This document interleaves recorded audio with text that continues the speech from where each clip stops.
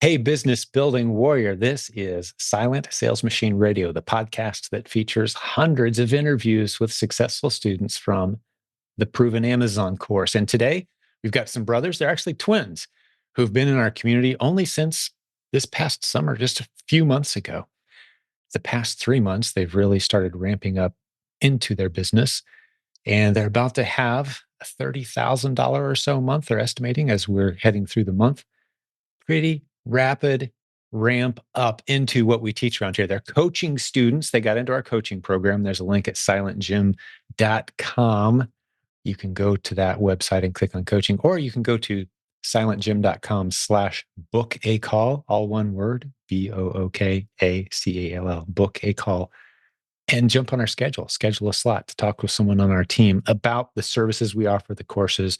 And maybe you're ready to get a coach after hearing these guys today. That might be something that's a real good idea for you, because they really talk very positively about what we have to offer around here. And again, it's not a matter of believing me or how you feel about me. Let's just look at the results our students are getting. Hundreds of successful students have been on this podcast and told their stories about following the programs we teach and building beautiful businesses. If you get into our free Facebook group, there's a link to that as well at silentjim.com. You will see about 1,900 success posts from our students talking about the businesses they built and the results that they're getting. Well, that's what we're going to do today, is talk to Jerry and John, two really cool guys. I got to meet them at our last live event.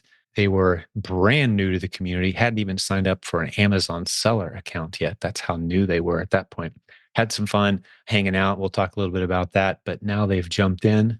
Like I said, they've got a coach. They're doing really well. They're scaling. They're talking about some big numbers in mind for next year. They're going to talk about what they sell, how they find it, the systems they've developed, the tools they're using, which isn't much at this point. New Amazon sellers don't need a lot of tools.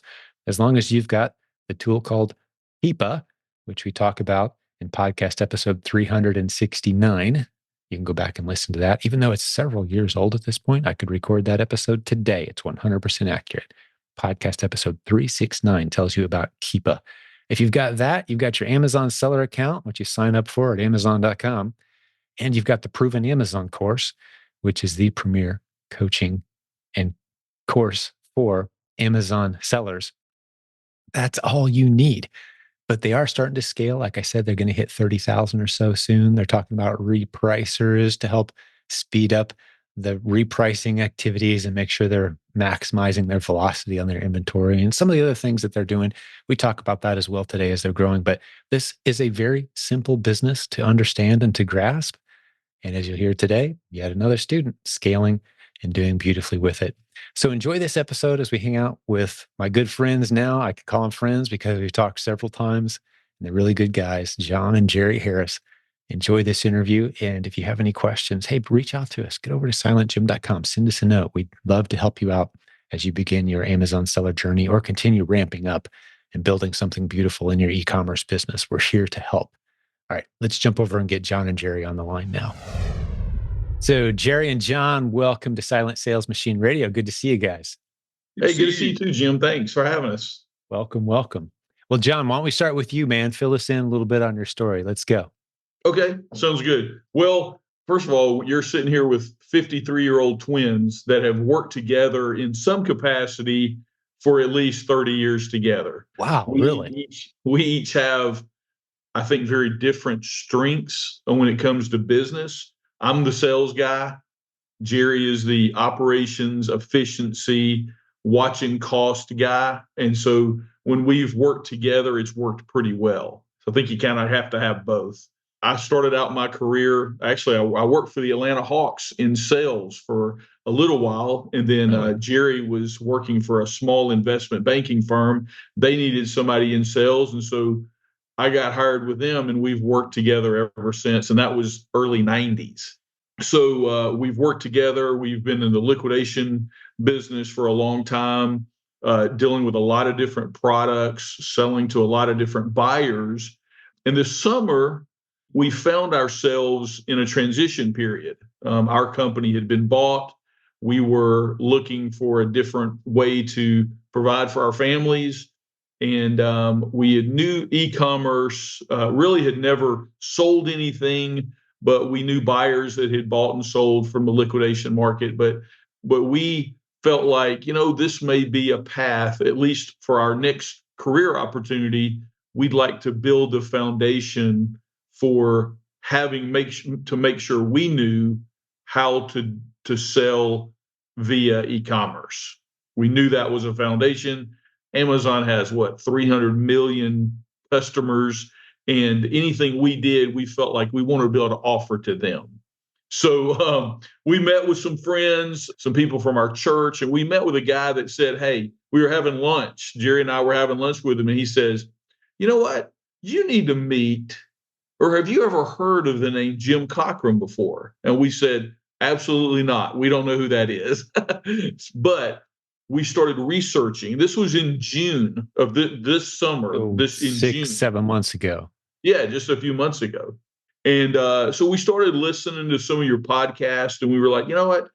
Very informative, exactly what we need. And you were advertising or talking about your conference coming up in July, which was just really about 3 weeks after we had even been introduced to the whole platform you have. And we said, you know Wow, what? you guys were only 3 weeks in when you came to the event. 3 weeks in, yeah. I knew you were fairly new to the community, but I didn't realize you were that new. That's great. Yeah, it was brand new. And we said, hey, we're going to go at least, as they say, kick the tires, right? See what you guys are all about. One of the things that drew us to it was your faith-based, integrity-run business, which is important to us. We like that a lot. Everybody we had talked to had just been, just raved about the community. And so we got involved in July. So we were there at the conference, and just amazing how much information we were able to get as people that, we've been in business for a while, but really didn't know how Amazon worked, how e-commerce worked, and to be able to spend some time with people that not only had the information but wanted to help other new people get started was fantastic. Yeah, that So abundance mindset, man. We take that seriously around here. it's It's obvious. part of our It's obvious culture. that that's what you do. Yeah. So we came back in July and we said, let's go. So we literally opened our Amazon seller account in August. And, by mid-September, we saw a little thing that came up and said, hey, you sold something. So from that point, I think we did about maybe $600 or $700 in September in sales. The next month went to about 4,500. Last month, which is October, October we did about 4,500. Then November we did about 14,000, and then this month we expect to do between 25 and 30,000 in revenue. So it's very exciting. We're still in the very infant stages of our business, but that's sort of where we're at right now. Yeah. And I love interviewing, just for the listener's sake today. This may be one of the first episodes of ours you've ever heard. I love interviewing students who are just ramping up because I think that's the easiest for people to relate to if they're new or confused or stuck or struggling. Okay, here's someone who's just a few months ahead of where I'm at right now. That's why I love these, because we got plenty of the stories of people like, this multiple seven figures, and it can be intimidating to think about the path between where I am and something like that. So I love interviewing newer students, and I've learned a lot. I didn't realize you guys didn't even have an Amazon account when you came to our event. I mean, I knew you were fairly new, but that's Mhm. incredible. Yeah, that Yeah. Yeah. because I got a chance to hang out with you guys a little bit. We played some basketball, even. It's Yep. always one of the nice breakout events at most of our annual events. We find a way to work in some hoops. Good group of guys hanging out with Yep. some really talented young ladies too. We got a girl playing some serious college I ball know. with this, Yeah. man. Moore's girl, Yeah. man, she was good. But yeah, we had a good time, and but yeah, it's good getting to know you guys a little bit. Well, Jerry, fill in some blanks, man. What did John Yeah, leave out so well, far? And I think the one small gap that John did leave out was the fact that in July we were looking at multiple options, trying to decide what we were going to do, what was our best course for John and I, and of course for our family. And we were looking at you can purchase the store. You can purchase the store, and we'll Yikes. provide the products, the inventory. And we were really close to pulling the trigger on that, although So in our glad you didn't. gut, in our spirit, it didn't necessarily seem good for us. We didn't feel great about it. And then we kind of came to your conference thinking, well, maybe this would be another one of those or something different. And fortunately, we found that it was something different. It was something that we felt good about it in our spirit, and something that we felt like we could really be a part of the community. We could all encourage each other and also grow a business. Fantastic. I'm glad you brought that up. When you're new and you're kind of looking at the landscape of what's out there, if you've never investigated e-commerce opportunities before, I mean, allow me to soapbox for just a minute. You guys have probably heard me say this a few times now. You've been around a few months, but about 98% of the stuff out there is just a scam garbage, just total waste of time, money, energy, a pretty sales page and some flashy Instagram ads, maybe leading to just total disaster. And there's one simple litmus test that I've been using for years that I tell people, put us through this same test, put anyone through this test. If they're saying, hey, I can help you learn how to make money on the internet, here's a simple test. Go find the community and hang out with it for a while. Just hang out. What kind of people are here? What are they saying? What results are they getting? If they don't have that free community, which 95% of them don't, it's not even worth your consideration. Right. They're teaching people how to build businesses. Those people are gathered somewhere in a community, hanging out, talking about it. Right. And if they're not, that's a huge red flag. And I've yet to see any of those done for you, pay us a few tens of thousands of dollars, we'll get it all done for you type of operations that have a community of happy clients. They just don't. I do see a steady string of people saying, wow, that was a disaster. Looked good for a couple of weeks. And then I just started getting all kinds of problems and complaints, and they wouldn't respond. And the inventory's garbage and stuff I'm not allowed to sell being sent into my account. And yeah, it's just a mess. So I'm glad you guys steered away from that. And that's a simple litmus test. Yeah. What's interesting is that I still occasionally will get a phone call that I don't recognize the number, and I'll answer it, and it'll be somebody from one of those groups. And I'll have a chance to sort of interview them a little bit and ask them what they know about setting up an account, doing those little things. What is keep up? What are those? They a lot of times don't even know. Sure. They're just trying to get your money and let somebody else go do what Jerry and I, and obviously you've helped us do, So it's a big deal. Well, it's really easy to sell a done for you system. Right. I wrote a blog article, it's been several years ago. It's how to become a millionaire in e-commerce. Basically, you spend $50,000 on ads to get a $10,000 check from something. Doesn't matter what it is. You spent 50 to get 10.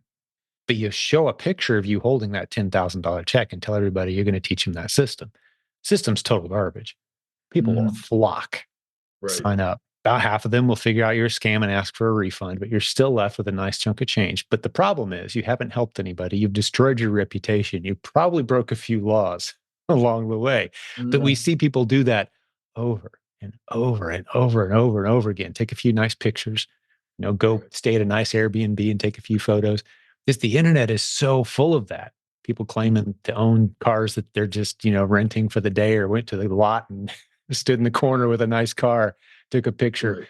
There's scams everywhere. So you've got to look at the community, man. And I didn't intend to spend this much time with you guys on that, but I'm glad you took your time and you said you felt a good check in your spirit about like, oh man, I don't know if these guys are for us. I'd rather be over here. Right. Once you find your people, now you can find the right opportunity. Or as a pastor friend of mine said, once you find your people, you find your purpose. Look for that group of people. That's what you should be looking for. Where are the kind of people that I want to be around? Hanging out. Now, what are they doing? What are they up to? Not in the opposite order. Like, where's the opportunity? Okay, well, wonder what other kind of people are doing this after you've already wasted 20 or 30 grand on the thing. Like, is there anyone else out there? That you've done it in the wrong order if you do it that way. Well, I'll say this. I think Jerry would agree with this as well. any knowledge that we have about selling on Amazon, I would say 95% of it from the very first information we had to right now, 95% of it has come from your organization and your group, either the Facebook page, through all your podcasts, through the Zoom calls you do, through now that we have a coach, obviously a tremendous help there. We owe a lot to you guys, so we appreciate it. And anybody that's listening, just start listening to things, start making notes on things. I mean, there were podcasts that I listened to that I could listen to 10 times, and the 10th time I get more information from. And that was very helpful that I totally missed the first time, you know? Absolutely. Yeah. Some of these concepts are kind of counterintuitive. And Right. especially if you've got any business background, or some of the hardest people, believe it or not, for us to kind of bring around to Amazon success are the people who've had a degree of success with eBay, because they think, okay, eBay, Amazon, what's the difference? Let's go. And the strategy is completely different. On eBay, you're looking for profitable products that you can sell. On Amazon, you're looking for underserved, test-worthy ASINs that you can list against, test against. Completely different process. So the eBay people come in looking for like, I got to find stuff for $10 I can sell for 40. And they think that's the game on Amazon. It's not. It's not the same game at all. It's similar, but it's not the same. And yeah, so sometimes it takes hearing it a few times to understand, what's a test-worthy ASIN? What's an underserved ASIN? What's Keepa, right? Some of these terms. But once you get it, once the light bulb comes on, which it sounds like it has for you guys, I mean, we're not even halfway through December yet as we're recording this, and you're well on your way to having a nice multiple 10-figure business. So I want to dive in a little bit of what you guys are selling, how you're finding it without creating unnecessary competition for yourselves. What are you guys doing? Jerry, you want to answer that? Or you want we're John. You want to? I mean, basically, we're doing online arbitrage and retail arbitrage, and of course, there's two people, so I've kind of focused on the retail arbitrage minus one store that John is focused on, and John has done the online arbitrage.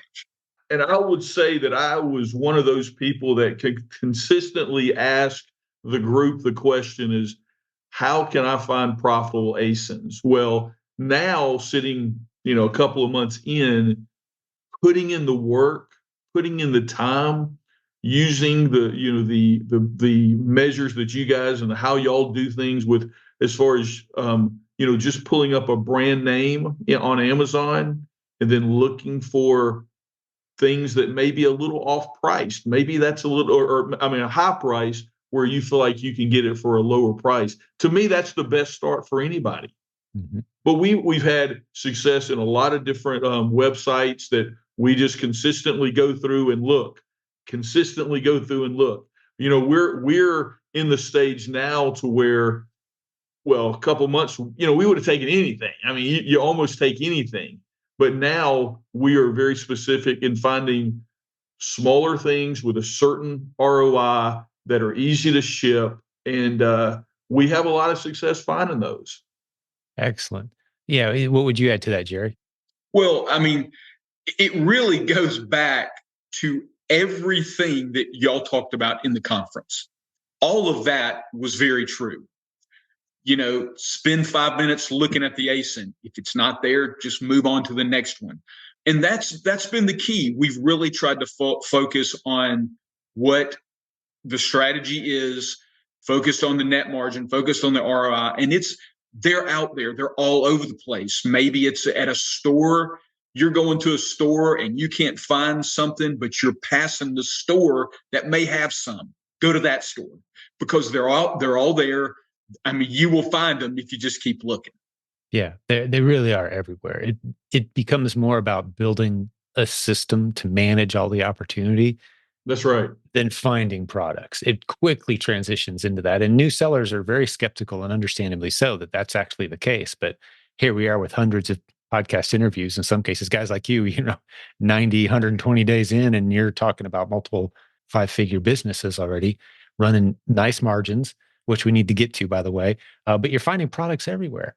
And it really is, once you understand where those kind of lines in the sand are that you operate within, you just realize, man, this is expansive, so expansive.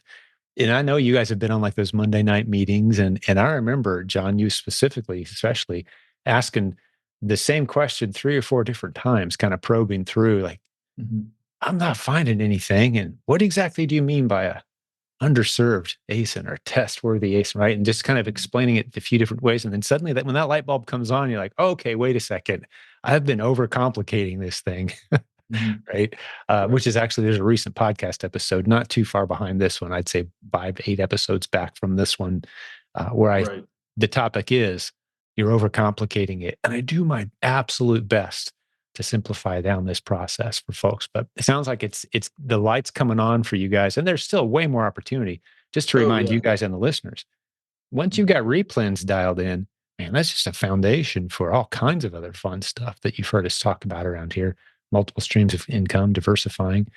But yeah, I'm excited to dive a little more in. Let's hit your numbers thoroughly now. You said you're hoping to do about 30. What kind of net margins are you guys seeing? And what are your parameters and what are you looking for as well when you're looking for a good ASIN to test? Sure. Well, we followed very much, your guidelines for, trying at least initially when it was 20 ROI and 10 margin, which is narrow, which is maybe it's not easier to find, but there may be more opportunity out there for those. But since we are now finding so many, we've moved that up. Right. I think in December we are well on track to hit a 35 ROI, close to it, in 15 net margin, which we are ecstatic about. And we feel like those numbers could increase over the course of the next few months. So we're trying to ratchet up those disciplines as far as the profitability, because that's key. That's key for us. Absolutely. Jim, Jim, also, getting started trying to find the test worthy ASINs, which is what you're obviously trying to do when you're just starting out. Getting through the ungating is a just a I know you have new people, and I was one of those that said, when is this going to open up? When can we start seeing some of these brands that we want to sell on? Well, I would tell you, just as a newbie, just happening, I would say at about $7,000 in sales, we stopped having to click on the restricted list, not near as much. And I will say this, in our sales, all of the sales we have currently, none of them have been brought about by us submitting an invoice. It's only by just what Amazon has ungated us in. We've Mhm. we've not, ungated in any of those brands. So for those people that are kind of struggling with, man, I have to send in an invoice. I don't know where to do that, or how do I, it can be done without that if you Yeah, just that's good to hear pursue. some recent experience because that's what we say. The whole ungating issue kind of just vanishes on you. We typically say 40 to 50 or so sales. It sounds like maybe a few more than that. But at some point, once you've sold in those categories where you can easily sell in just about any product, any brand, those gates fall open for you. And it holds true. We don't want to see people get too frustrated over that. Just hang out in the categories you are able to sell in. And did you guys do some of that? What categories did you start out in to kind of get your momentum? Yeah, I mean, arts and crafts, Mhm. sports. Since we're both sports guys, we love Mhm. the even the little sports things, whatever it might be. There's the stores that you realize where you can go get sports for an inexpensive price. I would go take pictures, start evaluating all of those, and that's one of the best ways to get started. It was for us. Yeah, excellent. Yeah, sports and outdoors and home kitchen bath, Yeah, science. What is it? Science and tech. No, not science and tech. What is it? I can't remember. industrial and There scientific. we go. Industrial. Thank Yeah, you. Yeah, that's one of the hot categories where you're very likely to just find all kinds of products, pets, but right. not pet food, right? Where you're approved to sell the brands.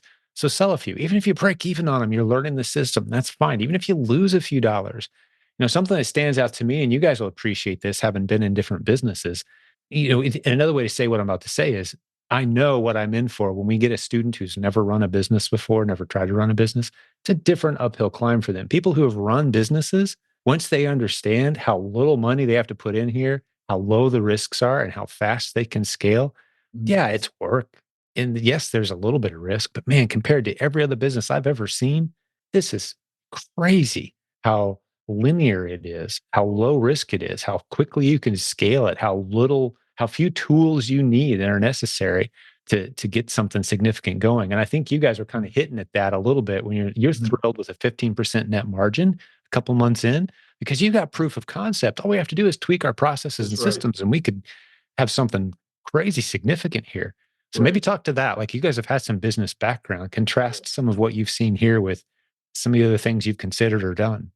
Well, I'll add to what you said in the fact that, the low barrier of entry. Right now, everything we do FBA. That's just sort of our chosen means by which to do it.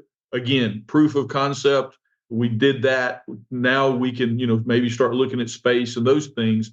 But to be able to get products in to Jerry's basement and then ship them out within a day, within 2 days, is significant in how you can eliminate that cost of owning a warehouse or a storage place. To me, that's a big obstacle when it comes to business. Your space is a big part of your cost. Yeah, So you that don't was need a one. location to do this No, business. We got you people don't. running serious businesses. Well, we got people who live outside the United States that never see or touch their inventory. They're using Correct. prep partners here in the United States, shop online, goes to the prep partner sends it in. It's a completely automated process. So, yeah, that's another huge benefit. You don't even need to have space to do this. Now, it helps. And we strongly encourage where possible to do like what you guys are doing. We want you touching and handling your products if at all possible, just to get Mhm. used to the process, have an appreciation for the process and make sure the right people take over when you hand that off to someone else, right? Rather than having to Right. randomly shop with strangers to handle your inventory. A lot of people will use one of my favorite arrangements is when people find someone in the neighborhood that's got some extra space in their house and that becomes headquarters. And the person who lives in that other house it's my prep partner now. And they do the prep work. I love that arrangement. Gets it out of my house into someone else's house, but they're right down the street. I'm not paying for a warehouse. I'm just paying them to put labels on boxes and it's all stored there. But we've certainly got our prep center network as well, which I'll stick a link to that in the show notes too for people who are curious. But that's people who are willing to receive your inventory for you as well. That's a Mhm. free list at prepcenternetwork.com.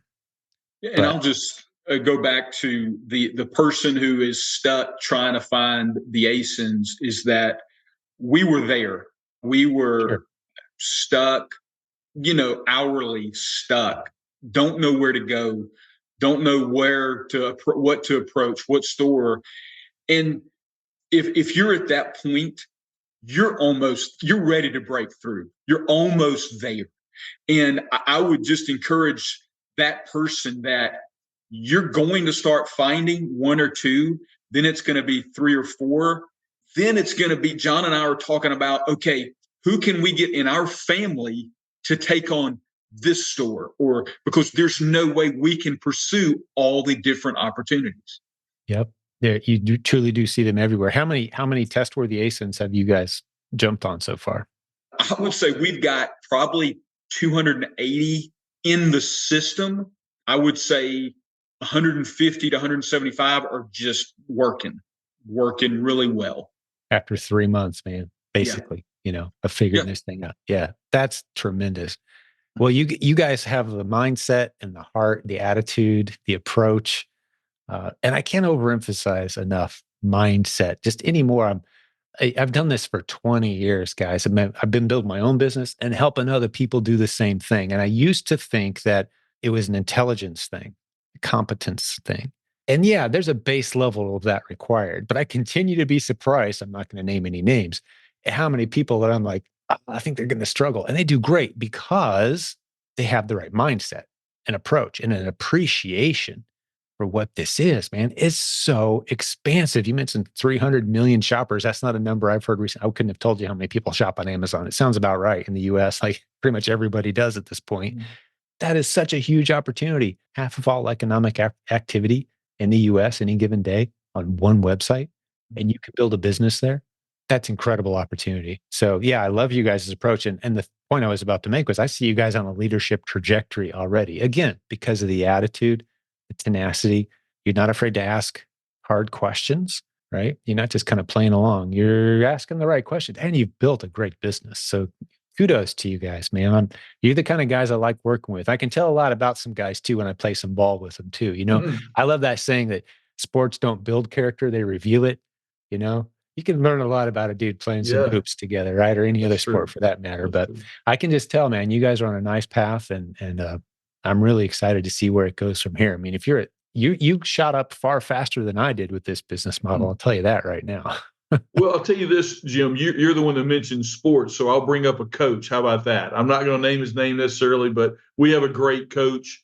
We sort of felt like we were on a team together, Jerry and I.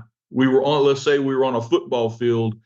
We would make about a 5-yard play, and then we'd get sacked pretty quick. And then we didn't know what the next play was. What should we do?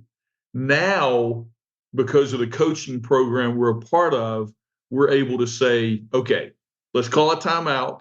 Let's just see what happened there, and let's evaluate how to move the ball down the field. You're not going to score a touchdown. It's not going to be a Hail Mary and you're making $10,000 on your first sale. It's blocking and tackling, Right. getting down the field, one Fundamentals. play at a time, and having a coach that is able to certainly dedicate time to help you, but he's already been there. He's already been sacked enough, to where he can make the plays and call the plays for us. It's been a tremendous help for us. I think that's some of the best coaches. You mean you look through history, some of the best coaches are the guys who were there and did it and been there. And now that maybe they're more mature in their, approach. Like, the Pacers were never better than when they had Larry Bird as a coach, man. Hey, you're He was a talking to two player's coach. Celtics fans, by the way, so you've mentioned a There good you name. go, man. Well, hey, I went to the same, a little basketball history, and we can't go too far because I know we could go way down this path. But Larry Bird's younger brother is about my age, about our age. We're all three about the same age, and I Yeah. played quite a bit with him at Indiana State. Oh, that's He neat. was, which is where Larry Eddie was. Bird. Eddie, that's right. Yeah. Yeah, yeah. We actually had some people think he was me and I was him on occasion. We looked a fair amount like back in the day. Oh But man, that's yeah, cool. so we played a lot. I played a lot of ball with, but I never got to. Well, I just saw Larry on a golf course once. Never actually got to meet him, but Eddie I knew pretty well. But That's anyway, really neat. stories for another day. There you But go. yeah, having a good coach, it's invaluable and something I'm proud about. And the reason I think our coaching program has lasted 20 years with the same coaching directory and the same approach to e-commerce coaching is we only allow people who have been there, done that, and built a beautiful business to be coaches on our team. So, like you said, it's only people who have built beautiful businesses. It's not people reading a script or, checking boxes on some sheet. You're building a relationship with somebody who's, it's more of a mentor role than anything because they've been there, done that. I'm glad it's working well for you guys. That's tremendous. I love hearing good feedback about that. Well, what else do you guys want to talk about? What else could you share with us from your story? Anything else, questions for me or anything else you wanted to go into? I mean, your story is just not that long as far as you came to us this past summer, less than 6 months or so ago, jumped in just a few months ago. And here we are closing out 2023 with a solid month, it looks like. But The, what the else? one thing that I would like to add is that John is definitely more the salesperson. I am more of the day-to-day type, person, which does, we work well together. The one thing that I went into going to the conference is I was skeptical. I will tell you that. I was skeptical. I am a connoisseur of great leadership. I read a lot about it. I study it. I appreciate those who can lead well. And I have managed, I was managing 80 people the first of this year. So I've tried to manage, I've tried to learn, try to be the best manager I could. But the one thing about leadership is that you can measure leadership is on two things. I tell this to all the people that work for me is that one, you can tell if you're a good leader if people are following you. If you Exactly. if you look around and nobody's following you, then Yeah. you're probably not That's doing my a favorite great job. definition of leadership. That's one thing that I noticed about you, honestly, at that conference, that people were wanting to, you do it very humbly, but you lead well. And the second thing is, are the people that you're leading, are they getting better? And I didn't really notice. I mean, I didn't see that specifically at the conference, although everybody was trying to learn everything. But the more I've learned about the community over the last few months is that everybody is getting better and trying to get better, and your leadership and the coaches are there to help you get better. And that's a big thing for me. Yeah, we say leaders produce leaders. It's been a fundamental concept around here. My dad was the one I first heard this concept from, and I considered him to be a great leader. He was in ministry, his whole career. But basically said, you can't measure a leader till they're gone. Mm-hmm. Yeah. And now you look at what's left in the wake of their absence to measure a leader, right? I'm like, that's a great definition of leadership, isn't it? Because if leaders are producing leaders, things continue on. And it's been my goal all along. Like, I'm fully aware how temporary this life is, man. If I'm gone suddenly, what remains? I'm asking myself that all the time, for my family, for my wife, for my kids, for this community. It's about building a culture. It's about building a community where I'm just not necessary. That's been the goal from day one. And it's reflected. And to step into leadership means having an appreciation for that. If someone steps in because they feel like they deserve more spotlight, that's the wrong person around here. We want people with stories to tell because, hey, this worked, this didn't work. Here's what I've learned. It's a big, wide stage. And I honestly just consider myself part of this community. I have a role to play. I'm the voice and the face of the podcast until someone else steps up and takes it. But I'm just here to grow and learn and ask good questions. And I think another good measure of leadership too, especially in e-commerce, this is important because we're all so spread out and some of the relationships are so seemingly shallow.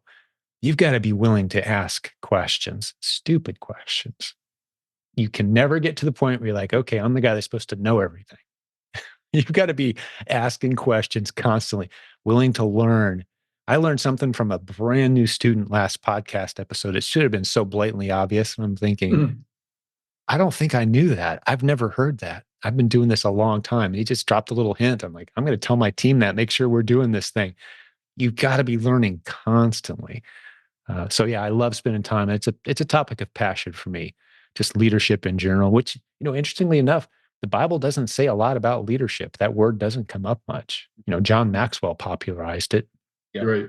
But it does talk about living your life in such a way that you're worthy of the calling that's on your life. And if other people notice that and go, hey, I wouldn't mind having more of what that guy has. Okay, let's call that leadership, right? Living your life in such a way that others can aspire to what it is that you're accomplishing and what they see, the fruit, right? From a scriptural vantage point.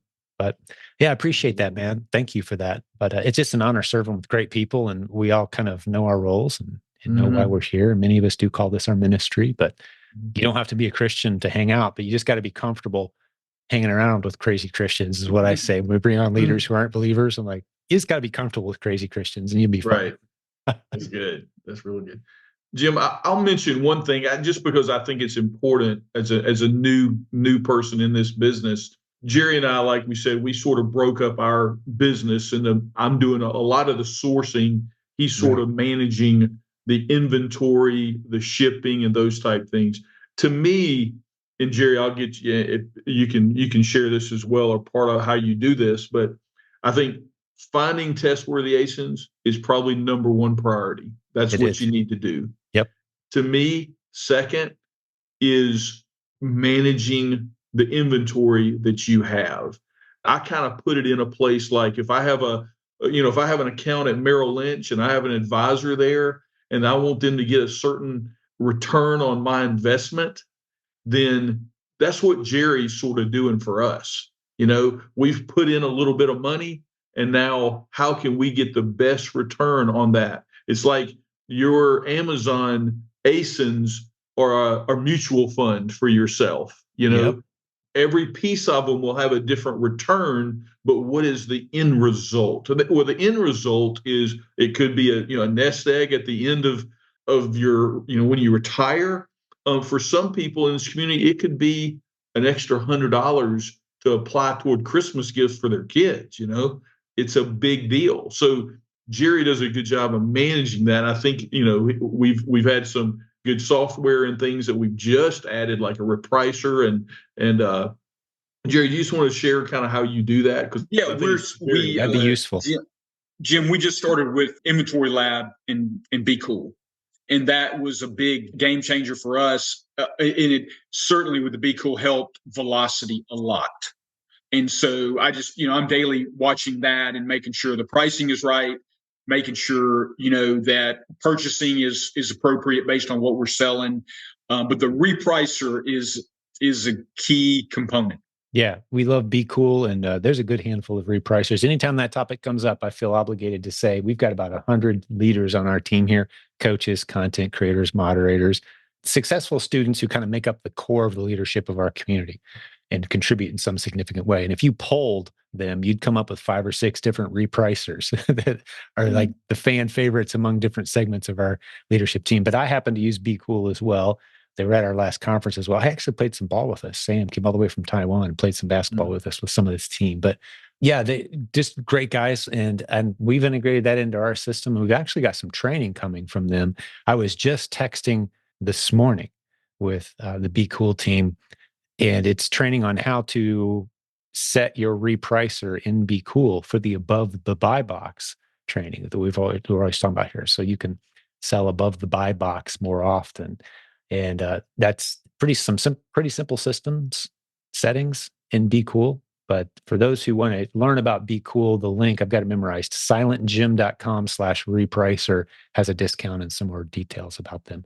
Thanks for bringing them up. And Inventory Lab, yeah, just to basically helps you speed up your shipping, prepping is the main thing that a lot of people notice about it. And it helps you track your numbers too and know when you're actually profitable. It's not quite as thorough as Seller Board, though, which is something you guys might, it's only like $15 a month to get into Seller Board, pretty cheap, but it really does a good job. I would say, unfortunately, or whatever, just because of the feature set, Inventory Lab doesn't do quite as good a job of really diving in and getting everything considered on a per ASIN level. So that might be one that you guys will take a look at as you scale.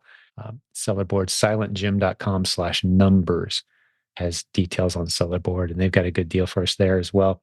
But it really helps you make ASIN to ASIN decisions, which ones make the most sense for us to hold on to and scale up, and which ones should we cut, even though it feel like we're making money, actually we're not.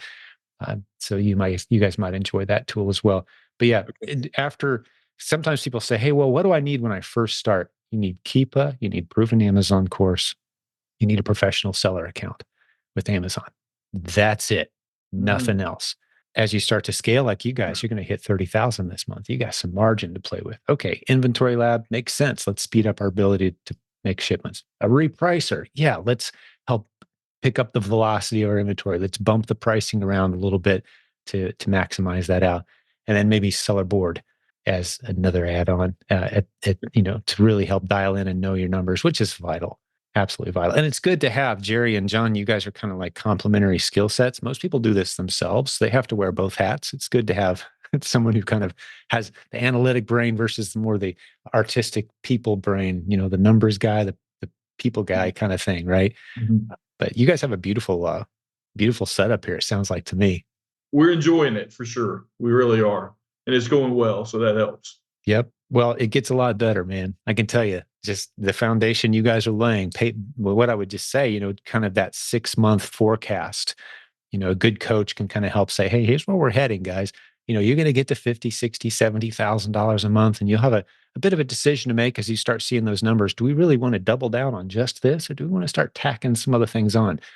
I would suggest kind of bolt it down, get a good system in place, get some virtual assistants or some other people, that you're paying less money than it, your time is going to become more and more valuable. So people kind of running the day-to-day systems, like you said, John, finding the ASINs, managing your inventory, getting more ordered when it needs to happen. Those are jobs other people can play in your business.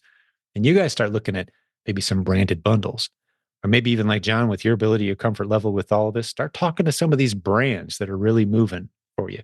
Build a relationship with them, get creative with them. Maybe do some proven product partnering, which is a great module in the Proven Amazon course, where you help brands with their presence on Amazon and you become a paid, commissioned rep to help their Amazon sales. And you guys kind of take over that brand. You're not going to do it with Nike, obviously, but there's millions of brands out there, and a lot of them have no idea what they're doing with Amazon, and you could Right. do really well helping them manage their presence on Amazon. And you'll have the skill set to competently approach them and make a pretty much no-brainer offer. You're not asking them to pay you a ton of money up front. You're just saying, hey, let me help you manage your brand. It's already got some momentum and you don't have anyone managing that. Good. I like that. Well, that's what I think both of us have sort of, I think we've known it, but we've more and more realized it over the course of the last couple of months. The opportunity is so enormous. Yeah. You've got to sort of find what path you want to go down and go down it and go hard at it. And most likely it's going to work out well. I mean, if it doesn't, we'll go down another path. But there's just so many opportunities, and we are super excited about where this is leading us. No, I am too. Every success story just, it validates that what we're doing is working, that the systems that we've put together Yep. are serving people well, that we're producing success stories and potential future leaders, content creators, rising tide, raising all ships kind of analogy. And you guys are just a great latest example of that. Good. Yep. Well, what are the thoughts, observations are on your mind? Anything, we can go anywhere, random questions for me. I always like to leave guests the chance to put whatever they want out there as we start to wrap up an episode. Well, you had mentioned several different ideas about moving forward the next 6 months. We've got $30,000 in revenue December. We should hit that. We'll be really close. What do you think the key steps for moving to get to 100 or 200 a month are?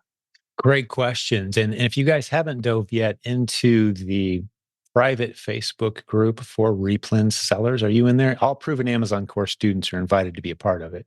Very few of them do till they're a few months in. I'm in there. Yeah. Are you with Jimmy? Yeah. Yes. We've got modules that, standard operating procedures, best practice type of things where you can say, okay, I'm at this level and I want to get, I'm at 30. I want to get to 50. I'm at 50. I want to get to 100.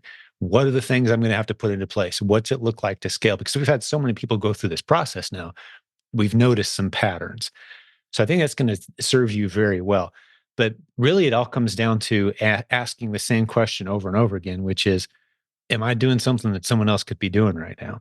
And the answer is typically going to be yes. So you're scaling and automating constantly, putting the right people in place, putting them in charge of processes, and you're just managing the performance of those processes, stepping back a step at a time until you're at the point, like, with my business, my involvement with my Amazon selling business for the most part is swiping and checking the stats a few times a day.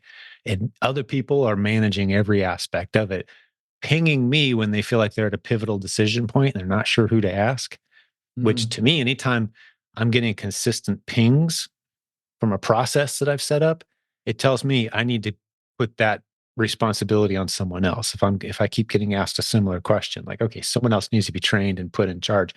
So you're constantly saying, am I doing things that only I can do? And the answer is typically going to be, no, there's other people that could be doing this right now. So you start putting those people in place with some of that margin. And as John pointed out earlier, I always want to point people in this direction. This is Dave Ramsey wisdom here. He says that every small business is like this. The first person you hire needs to be someone who, as he puts it, goes out, kills something, and drags it back to the cave. Meaning, you want people out there finding ASINs, like John mentioned, finding test-worthy ASIN. That's the first person you hire and train. Someone else who's out there finding revenue, bringing it back. Once you've got that, now you've got some extra revenue to play with, and you can start hiring what I call convenience hires. Somebody to sweep the floors, kind of thing. Someone to put tape on a box. Someone to, run to the post office and pick up supplies or whatever. Right? You don't hire those people first, though. You hire people who generate more revenue first, and you use that excess revenue to start. So there's not necessarily a next one button to push. It's more of a matter of automating your systems, hiring the right people. And I used to be against hiring friends and family. I've gotten more and more comfortable and confident. And I've kind of built my whole business around. Like, I can no longer say don't hire friends and family, because the number of friends and family I have, everyone who's working for me becomes like a family anyway, eventually, right? So, and I've got real family. I got my mom, I got my aunt, I got 2, at any given time, 3 of my kids, working in my business. Yeah, hire people you love and trust, and you get to do life and business together that way. I think it's beautiful. I mean, we've been doing it for 20 years now. So those are some of the next things.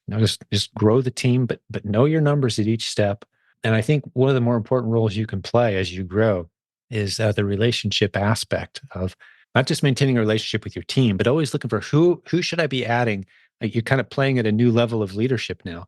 So who else is around me that's kind of in the same sphere of small business ownership?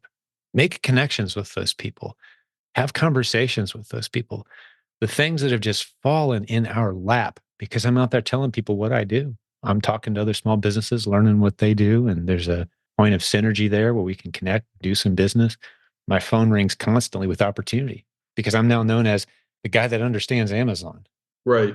Even if they don't know I have a podcast and they don't know that I've got a course, they just know that I've got a warehouse near here and we sell stuff on Amazon. Like, yeah, that's the guy you need to talk to. He knows Amazon. Pursue those opportunities.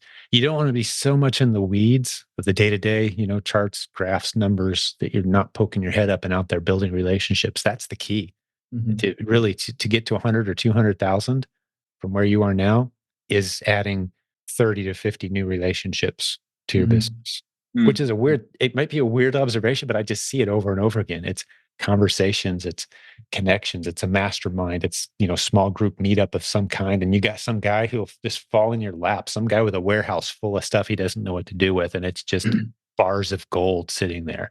And Mhm. suddenly you're selling it on his behalf, right? Right. Those are the tipping points. It's not some new strategy or software, it's people. Right. Well, there is sort of I think, and we've had some of those conversations, not many yet, because I mean we've had our head down trying to find ASINs and trying to get As you should started. be at this stage. Yeah, but I do think there's in the, just say my community, anybody's community really, there's everybody knows how to order on Amazon. They're going to buy something on Amazon, but they're a little gun shy maybe about trying to sell on Amazon because Mhm. they've heard somebody, oh, well, Amazon's going to take this and that. And it is good to be the person that can sell on Amazon. It is for Yeah, many, many reasons. right. Yeah. You can go to any trade show now and have the most interesting conversations with people. And because virtually every brand out there, I've been saying this lately, John, is pretty much every brand out there, if they haven't figured out Amazon yet, which is about 5% of the brands, I would say at most, the Mhm. other 95% of them are saying some of the same things. They know Mhm. they need to figure it out. They haven't figured it out yet. They're frustrated by it. They're pretty sure they don't like Amazon. And if someone could just help make that problem go away and turning it into profit somehow for them, they'd Right. be thrilled. Hmm. 95% of brands out there are saying those kinds of things right now. What an incredible opportunity, right? So, yeah, have those conversations. Let people know you've kind of figured it out. I encourage them to say, yeah, I'm in a community of people that lives, eat, breathes, and sleeps Amazon and e-commerce. And if we run into a challenge, all I got to do is hang out with some of my buddies in there and ask, and they've seen it all before. We can figure this thing out, right? Because brands are confused and frustrated. I'll just give you an example. You've got brands out there that sell traditionally about 80% still to this day of all their sales are traditional brick and mortar. So they got contracts with their brick and mortar retailers, right? Right. As big as e-commerce is, it's still only 15, 20% of all economic activity, but Mhm. it's growing and everyone knows it's growing and everyone's starting to pay attention to it. Mhm. So you hop on Amazon and you see this, let's say I'm a distributor and I'm seeing my stuff selling for 30% less on Amazon than it is in the retail stores. So I got all these retail stores calling me saying, "What's going on? I can't compete with Amazon. You guys are Exactly. killing me. You're driving me nuts." If you can help solve that problem, get that brand registered, get their own nice listings on Amazon, help them clean up their account, help them control their presence on Amazon, right? Set up some creative listings and things, some unique offers. Suddenly you're a hero and you're solving everybody's problem, right? So Mhm. there's a lot of opportunity there, but still you got to start with replens. You need to understand the basics. You don't want to overpromise and underdeliver thinking that I can sell anything to anybody on Amazon. No, as we all know, this is why we don't start new sellers with private label, because you can easily just drop it's like dropping a signpost in the middle of the desert, and there's some listings that just get no activity, Yeah. Mhm. even though it's Amazon. So you got to learn the game. But those kind of opportunities are abundant. once you Well, learn. one thing that helps us is not only is it a great opportunity, we love this business. I mean, we love the replens idea, how it works. I mean, it's things that people are buying all the time, Boring stuff. nonstop, and it's it's easy to fulfill. Usually, it's not an overpriced item, or they're gladly paying an overpriced price just for the convenience of getting it. Yes, Right? the fast delivery. Yeah, the convenience of ordering. I saw the numbers one time. Jeff Bezos actually sends out a pretty cool. You should read some of his annual letters if you never have. The letters to investors, pretty cool letters. And one of them, he calculated. He did the math on the amount of money and fuel and time that Amazon was saving customers just based on they didn't have to go to the stores and drive and all this, right? Just the hundreds of billions of dollars, and he did the math right in the letter. It's pretty incredible. So yeah, I'm willing to pay a couple dollars more than having to, if I don't have to get in my car and drive to the store and walk up and down the aisles and spend an hour and a half grabbing 3 or 4 things. I can get it delivered in a couple hours or tomorrow. Right. A couple dollars more than that. Absolutely. That's worth it to me. Yeah. And a lot of people think that way. That sounds like a message. Incredible. Sounds like a message my wife would give me. This is why I ordered it. I'm saving you so much money just by ordering it on Amazon. Look at all the money I saved us spending more on Amazon, right? Yeah. Kind of how that works. It's great. Funny. But wait, what else is on your mind, guys? I've got another appointment approaching me soon. A tight calendar this week, but no, we appreciate it. We appreciate the time with you. I mean, you seem like you give a lot of your time to this community. Obviously, you do, and I know you're passionate about it. And from us, being guys that truly knew almost nothing, you've been such a huge help, advisor, supportive, just through your comments. So all of the Facebook post, just tremendous help to us. So please know that those are being read. Their podcasts are being listened to by people who need this input. I mean, they need the constant feeding of all the education that they can get from you, and it's such a benefit. Thank you, man. Yeah, I see it as like I said earlier, man. It's a ministry. It's a work of love, and it does pay well at times, and other times I find myself very frustrated and sometimes even discouraged for sure, because the industry just has so much toxic, negative, bad information, and I feel like sometimes we get tossed in with the guys who are just out there, taking people's money, and to see success stories constantly bubbling up and to see people truly taking what we do and run with it, man, that is a very rewarding, if not the most rewarding part of what I do. So to hear guys say things like what you just did, John, and more importantly, see the result. I don't need any fans or followers. I want success stories. Right. Say, hey, yeah, this is the community that helped me get there. So if I'm a part of that, man, that's what fuels me for sure. So thanks for saying those things. Well, we ought to set a date for a year from now, and let's see how successful we are, which we believe if we continue with the plan, continue with the education that we're getting, continue with the coaching, that we will not only meet our expectations, but we believe truly that we'll exceed our expectations, and that'll allow us to do the things that we really enjoy. Yes. Ministry, kids, family, that type stuff. So yeah, there's nothing standing between you and that, barring any kind of unforeseen health circumstance or something that's out of our control. Right. Your trajectory is phenomenal. I talk any given week. Last week, we've got someone in our community doing 3 million OA, 3 million annual online arbitrage, nice margins, completely automated system, doesn't touch any of it ever. That's what it looks like to just keep scaling. It's a replens business. He's got some branded bundles in the mix now as well that are doing well, but yeah, that's where he had never done any e-commerce type of stuff at all until a couple of years ago. Right. So those opportunities are out there for sure. But yeah, well, keep it going, man. So much. Yeah, I'd love to have you guys back. I love having revisits from guests. So yeah, absolutely. Let's book it, man. Let's make it happen. All right, man. That sounds good to us. You guys are coming to Orlando, right? We'll be there. Awesome. Yep. Yeah, May 2024, our next big meetup event. We got to figure out basketball. You guys got to make sure and remind me. We got to figure out when we're going to play some hoops. We'll be ready. We're in. Awesome.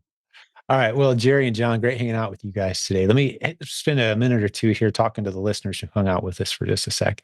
This episode, if it happens to be the first one you've ever heard, or if you've only heard a few, this is pretty typical. I get to do a few of these a week, and we love putting them out there. We've done hundreds of interview episodes now with the successful students from the Proven Amazon course. And if you're ready to jump in, you can go to that website, provenamazoncourse.com, or give our office a call or get on our schedule. We'd love to have a free chat with you about your e-commerce plans and goals and see if Amazon's a good fit. Maybe our coaching, or maybe it's just a course, or maybe you just need a friendly conversation to get encouraged about what's possible. We'd love to chat with you. You can book a call. Go to silentjim.com/book a call, all one word, and you jump on our schedule and have a friendly conversation with someone from the team. I've been working with the same coaching director, like I said earlier, for over 20 years at this point. I'm proud of our program. We've coached almost 10,000 people at this point, which blows my mind, making us the most established e-commerce coaching program in the world, to my knowledge. If you know someone who's been doing it longer, let me know and I'll stop saying that and I'll give them kudos. But that's a long time to do e-commerce coaching, over 20 years. So we're very proud of that program.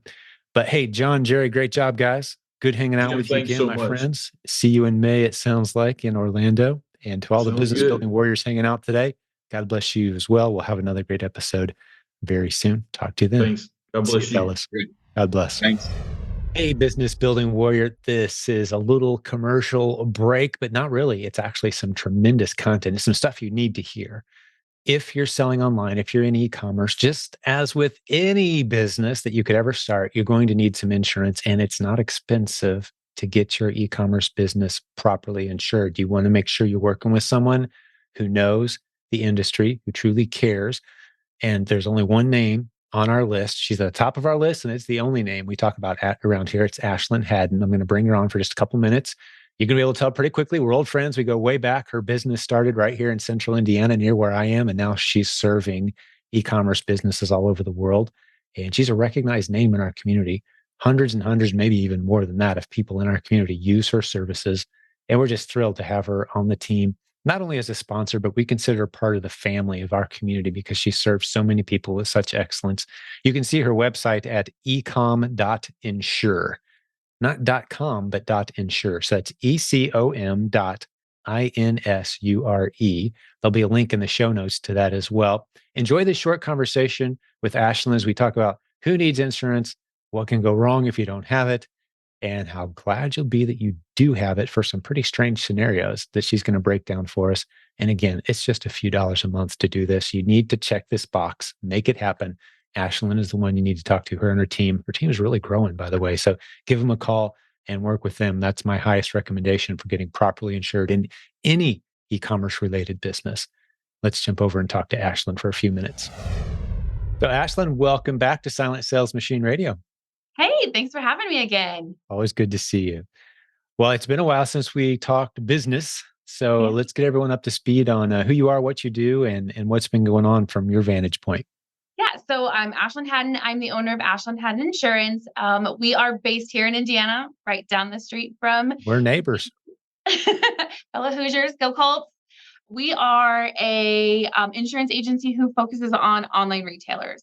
We help clients that are brand new into the e-com space, setting up their first RA, OA wholesale online account, to billion-dollar online sellers who have their own brands.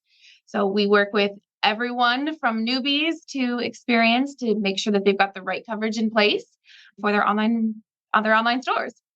And it's not just Amazon. Correct me if I'm wrong. You've Correct. expanded well beyond that as well, correct? Yep. So we do anything from Amazon, eBay, Wayfair, Jet.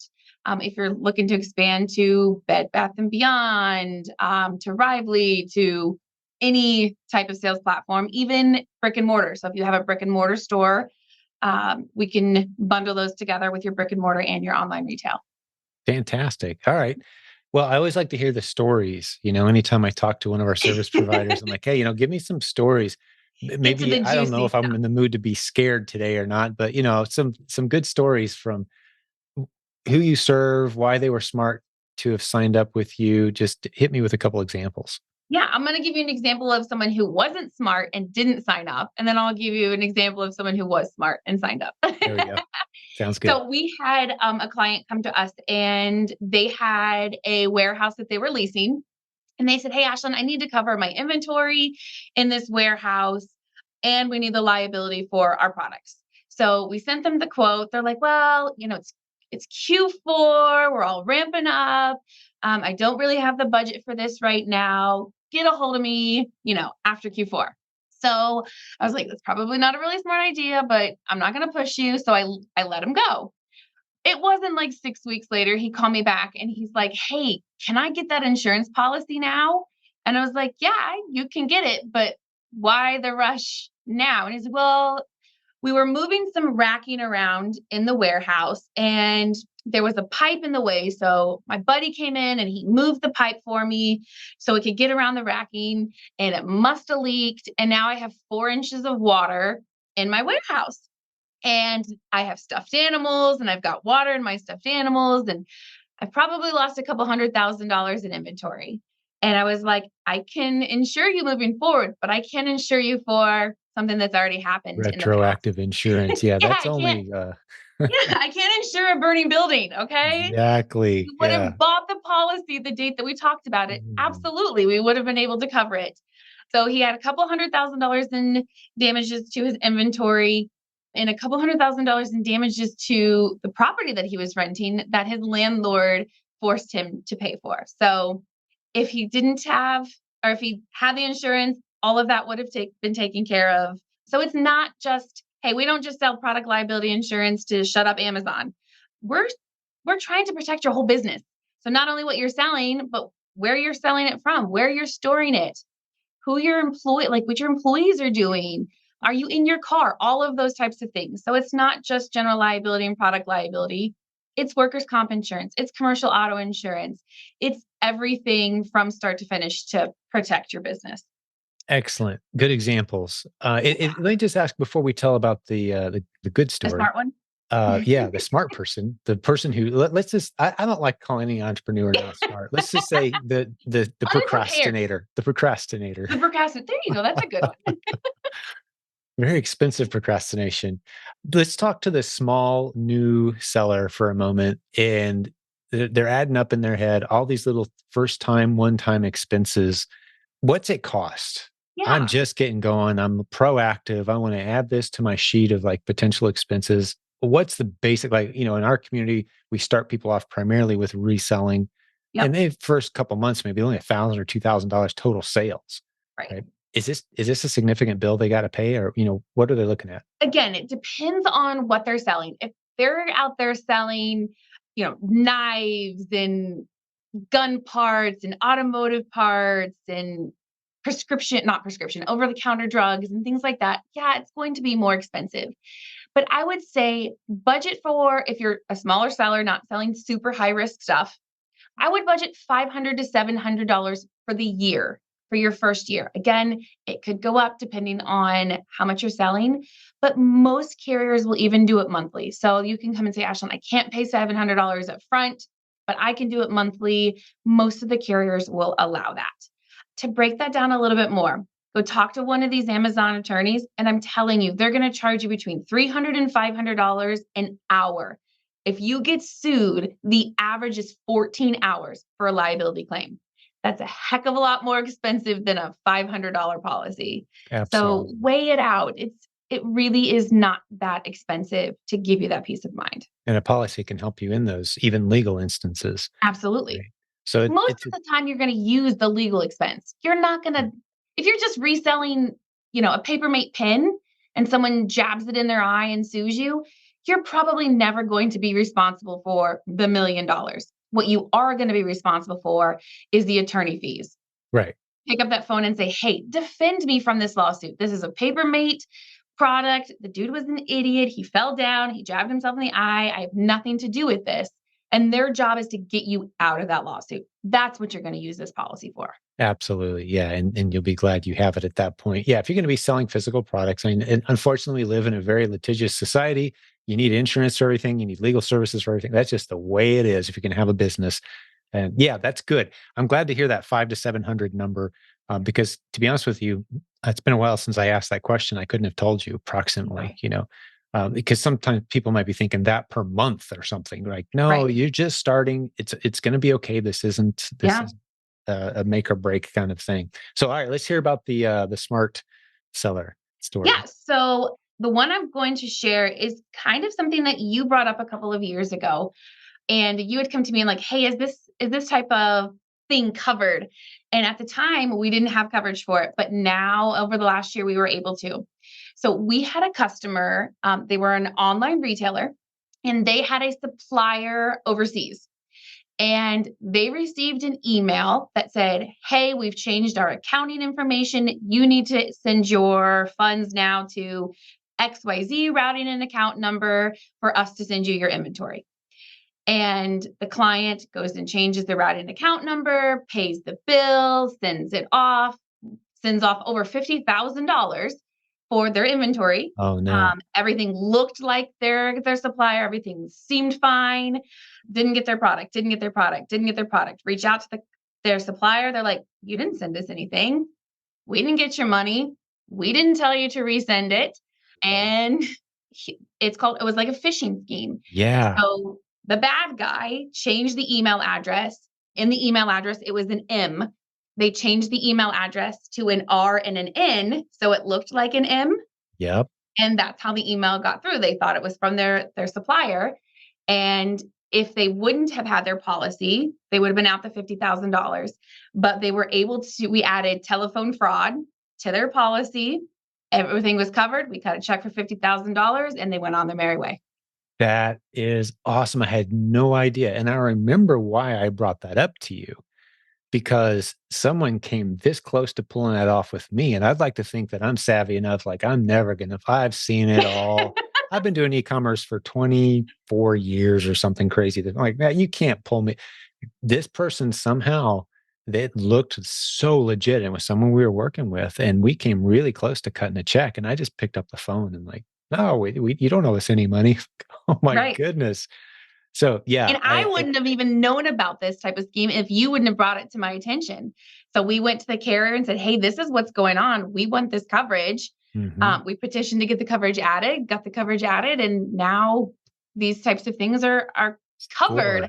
because of this community. I love it. Well, yeah, I mean, that's the benefit of being in a community of other people that doing this business alongside them. Because at this point, I say it all the time. There's always new stuff to learn, but there's someone else who's been there, done that, seen that, navigated it successfully, can help you calm Screwed it up down. successfully. Yeah, right. Just it's going to be okay. Yes, this happens. It happened to me. It happened to these people. They're all okay still. And you just need that. You need Yeah. to kind of travel with your people in this business. And so that's great. I had no idea that had transpired since our conversation. I love to hear Yeah. that. So, so what else is on your mind? What else would you like to share if you had a couple Yeah. minutes in front of our listening community? We've got Walmart and eBay sellers, and we've got people who are starting to get into some retail, like you mentioned earlier, starting to experiment around with some different business models. But we're still primarily Amazon sellers. I do want to talk about this, Ashlyn. You're going to be at our live event in May. I am so Yeah, and excited. unfortunately, last year you got sick and couldn't present at its scheduled time. So we covered for you as best we could. But I'm so glad you're going to be there this year Yes. with And us I'm again. staying away from all the sick people beforehand. Yeah, super smart. You get some insurance for that. Can you get insurance to cover if you're scheduled to speak and you're not able to? I It would wonder. be an event policy. Absolutely. There we go. You've got those too, right? So excited for that. But Yeah. anything else you want to share with the listeners? Anything else on your mind? Yeah, I think the biggest thing right now is we've seen a lot of carriers come into this space and leave the space. And we've seen people buying policies online, this whole $20 a month kind of policies. And we're seeing a lot of people come back and say, hey, I thought this was covered, but it really wasn't covered. What can you do? So I guess my big ask for the remainder of this year and the first part of next year is take the time to really look at your policy. We're always here to look at what you have and say, hey, here's where you're missing. Did you realize that you have an exception on this for products that are imported into the country? Or did you realize that there's an exclusion for batteries and you're selling toys with batteries? So there's a lot of stuff buried in policy that we see a lot of these online companies doing. I don't hate AI, but I would rather somebody look look at your products, see what you're doing, where are you sourcing, where is your risk, and put you with the right carrier. So feel free to reach out to us. We're here all the time. We will do it for free. We're not gonna like bug you. We're busy enough to not have to chase you. But if you want a second opinion, please always reach out to us and we'll be happy to look for it. Yeah, I say it all the time, Ashlyn, and I say it publicly, but I want to say it with you here to hear it as well, just how much I appreciate the personal touch. Here in Indiana, we call it Hoosier Yeah. hospitality, right? And if someone's never heard of that before, just we really like taking good care of people. It's kind of built into the culture of Central Indiana, right? You exude that, and you really love what you do. Most It's not days. like you're making money hand over fist. You've been a struggling small business. You're doing well, but it's been a lot of work. Yeah. And I mean, your commission on a $500 policy can't be that much. And you've got a bunch of people out there taking up your time with that. So you really put your heart into what you do. I'm a huge fan. I'm rooting for you. And I love the offer you just made. If someone wants to just have a conversation with someone who cares and make sure they're adequately covered for all those little contingencies, it's worth their time. And I would encourage them not just to have a conversation with you guys, but to switch to you guys. So you're working with someone who's plugged into the community. They've got a great track record of caring deeply about the people they're serving, not some $20 policy so you can check the box, but Right. actually make sure you're covered adequately for Exactly. this business. And as you grow as well, it's always smart to check back in. We're probably due to check back within you as well, because we got a few new things going on over here. So we got to check in with you at Excited some to point. hear it. Yeah. Well, hey, Ashlyn, it's great spending some time with you, and Nice. looking forward to see you in May. I mean, we live in the same city, but we never see each other. I So know, right? We between need now to and get then, out. maybe, but yeah, Let's go it's great. Christmas caroling together. Oh, I don't know.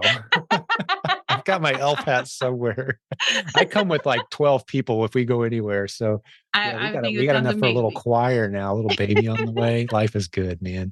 There you go. Always good to see Thank you, you my so much friend. for your time. I appreciate it. Yeah, me as well. I appreciate your time, and we'll do this again soon. Thanks, Ashlyn. That's great. All Bye. right, bye for now.